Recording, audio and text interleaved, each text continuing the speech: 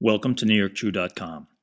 At the forum hosted by El Diario, the Hispanic Federation, and Hostos College, Bill de Blasio and Christine Quinn engaged in a pointed discussion highlighting their respective core points about each other.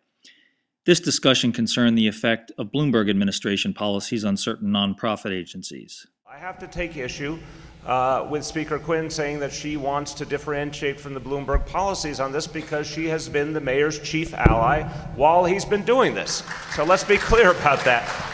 And the worst abuses were during the third term, and the third term was brought to us by Speaker Quinn working in cooperation with Mayor Bloomberg to change the term limits law. So I can tell you I'm comfortable saying I have challenged the mayor's process of taking money away from community-based organizations. We can change the RFPs to actually favor the appropriate community groups again so money stays in our communities. Ms. Quinn. Thank you. Look, I can tell you tonight not what I've challenged and what I've promised, but what I've delivered on.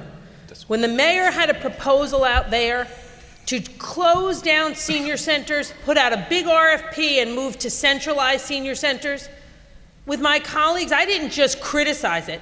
I didn't just have a press conference. I stopped it. That RFP never moved forward, and all of those senior centers stayed open. That's why I can make you the promise.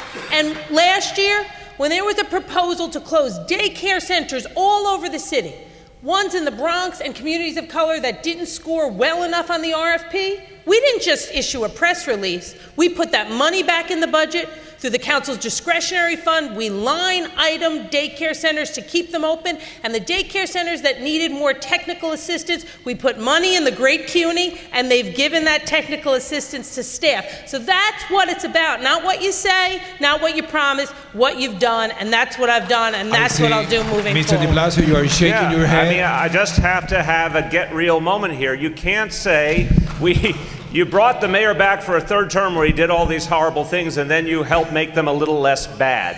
It doesn't work that way. Bill, look.